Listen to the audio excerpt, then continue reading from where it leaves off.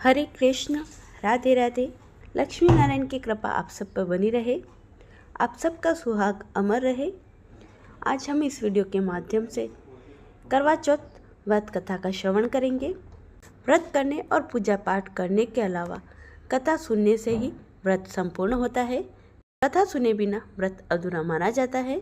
और आप सबसे छोटा सा अनुरोध है, आज की कथा आपको अच्छी लगे तो लाइक करना ना भूलें।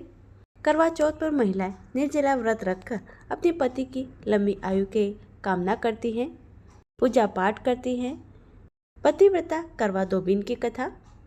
पुराणों के अनुसार करवा नाम की पतिव्रता धोबिन पति के साथ तुंगभद्रा नदी के किनारे एक गांव में रहती थी। उसका पति बूढ़ा था। एक दिन जब वह नदी के किनारे कपड़े धो रही थी, तभी एक मगरमच्छ ने धोबी के पैर को अपने दांतों में दबाकर यमलोक ले जाने लगा। उसने घबराई आवाज में करवा करवा कहकर अपनी पत्नी को पुकारने लगा। पति की पुकार सुनकर धोबिन वहां पहुंची तो मगरमच्छ उसके पति को यमलोक पहुंचाने वाला ही था। तब करवा ने मगरमच्छ को कच्चे धागे से बांध दिया। मगरमच्छ को लेकर यमराज के द्वार पहुंची। करवा ने यमराज से अपने पति की रक्षा करने की गुहार लगाई और बोली, हे भगवान, मगरमच्छ ने मेरे पति के पैर पकड़ लिए हैं। आप मगरमच्छ को इस अपराध का दंड स्वरूप नरक भेज दो।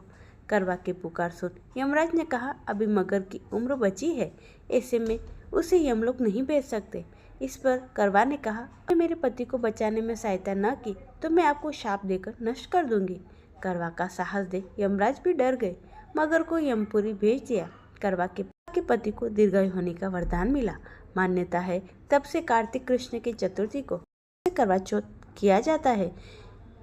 एक अन्य कथा भी प्रचलित है। एक साहूकार के 7 बेटे और एक बेटी थी। कार्तिक माह की कृष्ण पक्ष की चतुर्थी तिथि को सेठानी सहित उसकी 7 बहुएं और उसकी बेटी ने करवा चौथ का व्रत रखा। रात के समय जब साहूकार के सभी लड़के भोजन करने बैठे तो उन्होंने अपने बहन से भी भोजन कर लेने को कहा।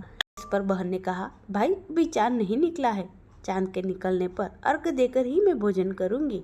साहूकार के बेटे अपने बहन से बहुत प्रेम करते थे। उन्होंने अपनी बहन का भूख से व्याकुल चेहरा देख बहुत दुख हुआ।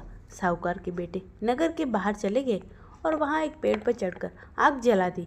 घर वापस आकर उन्होंने अपनी बहन से कहा, देखो बहन, चांद निकल आया है, अब तुम उन्हें अर्घ देकर भोजन ग्रहण कर लो। साहूकार की बेटी अपनी भाभीयों से कहा, देखो चांद निकल आया है, तुम लोग भी अर्घ देकर भोजन कर लो।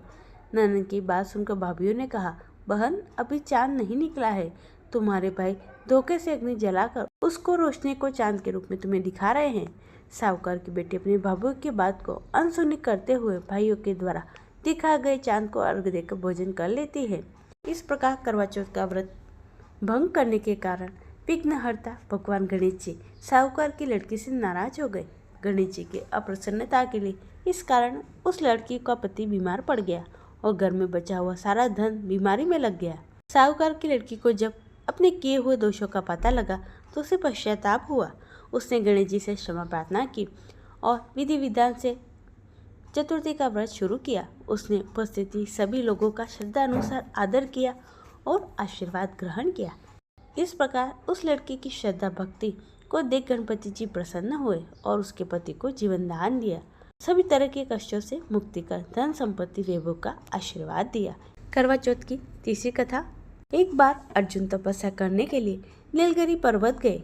द्रौपदी ने सोचा कि यहाँ हर समय दिक्कतें आती हैं, तो उनको दूर करने के लिए अर्जुन तो यहाँ है नहीं, इसलिए कोई उपाय करना चाहिए। यह सोचकर उन्होंने भगवान श्री कृष्ण का ध्यान किया। भगवान वहाँ उपस्थित हुए तो द्रौपदी ने अपने कष्टों के निवारण के लिए उपाय बताने को कहा। इस पर श्री कृष्ण जी बोले, एक बार पार्वती जी ने शिव जी से यही प्रश्न किया था, तो उन्होंने कहा था कि करवा चौथ का व्रत गृहस्थी में आने वाले छोटी मोटी विघ्न बाधाओं को दूर करने वाला है। यह पित्त प्रकोप को भी दूर करता है। इस प्रकार श्री कृष्ण जी ने द्रौपदी की यह कथा सुनाई।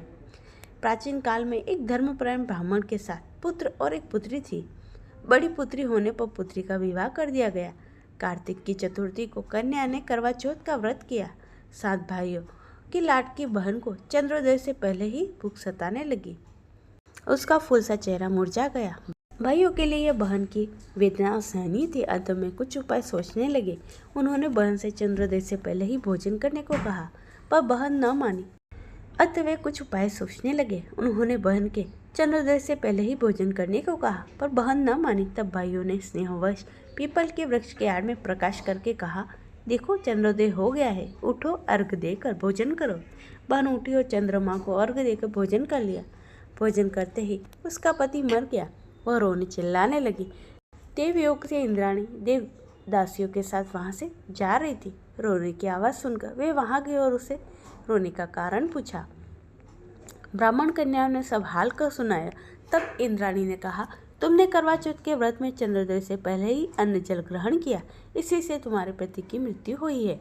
यदि तुम मृत पति की सेवा करती हुई 12 महीनों तक प्रत्येक चौथ की यथाविधि व्रत करो, फिर करवा चौथ का विधिवत गौरी, शिव, गणेश, कार्तिकेय सहित चंद्रमा का पूजन करो और चंद्रोदय के बाद अर्घ देकर अन्न ग्रहण करो तो तुम्हारे पति अवश्य ही जीवित हो जाएंगे।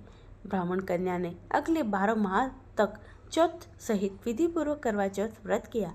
व्रत के प्रभाव से उसका मृत पति जीवित हो गया। इस प्रकार यह कथा कहकर श्री कृष्ण द्रौपदी से बोले, यदि तुम भी श्रद्धा एवं विधि पूर्वक इस व्रत को करो तो तुम्हारे भी सारे कष्ट दूर हो जाएंगे, सुख सौभाग्य धन धान्य में वृद्धि होगी।